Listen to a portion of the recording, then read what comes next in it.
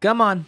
Bring it in. I know you miss me just as much as I missed you, but boy, oh boy, is it great to be back after that end of the year break. And now the holidays are over, it's a new year, fights are back to happening every week, and what the Okay, yeah, that has to be in Russia. I'm calling it now, but let's not waste any more time and get right into it. And if you forgot over the break, this is all thanks to Caposa, who you need to be following on Twitter at Grabaka_Hitman for more clips just like this daily. What is going on, everyone? It's the casual Lawton Veerkant, and it is great to be back, so let's dive into this week's episode of Caposa's Corner. Kicking us off this week, we're going to the Shooto 2022 opening round tournament where we have one fight. Here, we have a bantamweight matchup between Yasuyuki Nojiri, who has a 5-2-2 record, and he's up against Inya Nakamura, who has a 3-0 record and is a very impressive wrestler who won the Under-23 Wrestling Championship back in 2017, and he was scheduled to compete in the 2020 Olympics before they were canceled. But anyways, Nojiri tries to channel his inner Masvidal and land this flying knee off the rip, and he's instantly caught by a left hand, and that's the beginning to his downfall.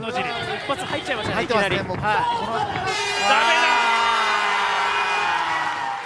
25 seconds is all this one takes after that left hand shook him at the beginning, and Nakamura gets the TKO and the ref stoppage, improving his record to 4-0, and with his great wrestling background, I'd say this is a pretty solid start to his MMA career. Now we're off to Russia where we have Epic Fighting Championship, and oh boy is this one a doozy. It's always Russia or Poland, but we have another 2-on-2 women's fight, and this one has Ksenia Ogir and Alina Kokshina representing the blue corner, and they're up against Svetlana Kirilova and Medina Rajabova in the red corner. And surprise, couldn't find a damn thing about any of these ladies to include a record, but according to their social media, in the blue corner, both ladies seem to at least train in MMA, and by the looks of this fight, they do seem to be the more experienced, easily eliminating Medina in just 30 seconds, and then just more chaos ensues as Svetlana gets her ass kicked, then the lady who got eliminated comes back for more, the ref just says fuck it, but finally a bell rings and the higher-ups decided it was time for this to end. And, of course, the blue team wins. But, we're not finished yet. Now, I don't speak Russian, so I have no idea why this happens, but Ksenia and Svetlana decided to do one more round, just the two of them. And just like the 2-on-2, Ksenia is pretty much owning the whole entire time until the time runs out. And, of course, she gets her hand raised one more time, and damn it, the shit we see in Russia. Still in Russia, but up next we have the Pride Junior Fighting Championship where we have one amateur fight to show you. This is a middleweight bout between David Samuel, boasting a 3-0 record, and his opponent Adam Bartikanov is making his amateur debut. So, this fight only lasts 10 seconds, so there's that. Вот у Адама Бартиханова 4-0, профессиональный рекорд. Ой,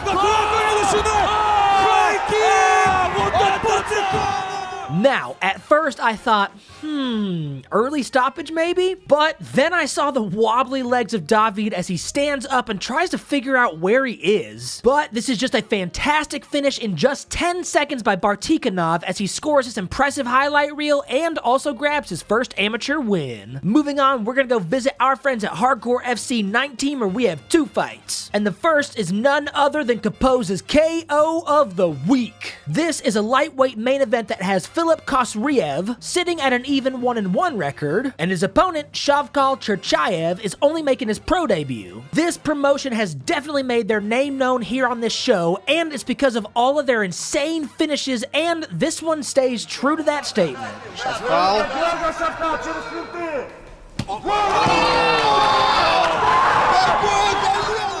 Knee to the face, mouthpiece flying, and about 4 ground and pounds just to fully secure the ref stoppage, and this one is over. And just to note, Philip did come to in right at about a minute after the fight, and he was responsive, which is always a good thing. But Shavkal makes one hell of a debut and makes an even more impressive knockout finish. For our second fight at Hardcore FC 19, we have a middleweight fight between Mikhail Avakyan with a 1-0 record, and he's taking on Gajimurad Kamaletdinov, who has a 3-2 record. We are staying true again to our first round knockouts, and I think I'm starting to realize why this promotion is called Hardcore FC. О, как навстречу, хорошо пробивает.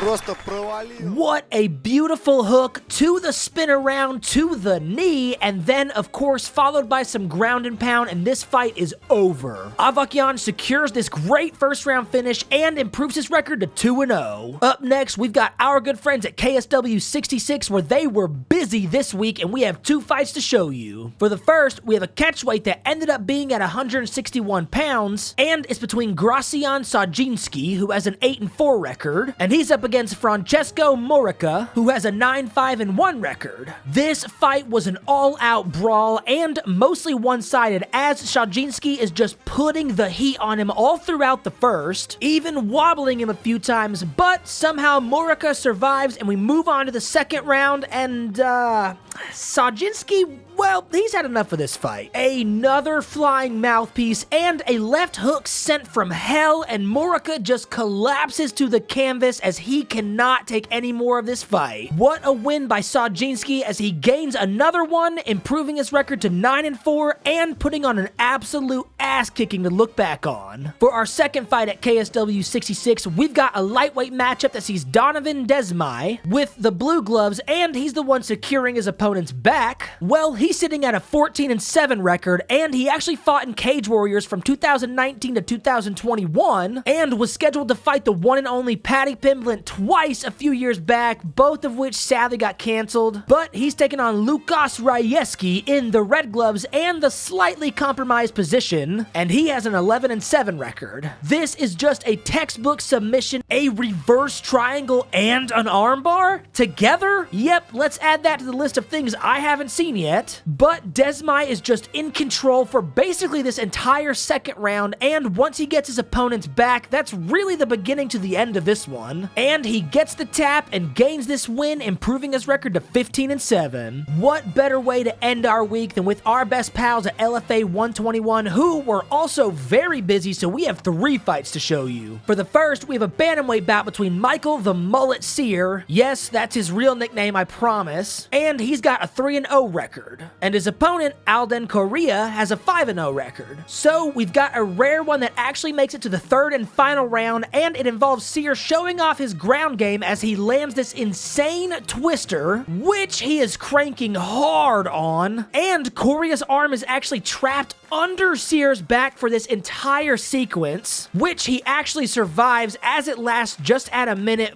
but it's this transition that we see him take full advantage of. Screaming at his TV. Give the man some money. He's got his arm trapped. He's got his back.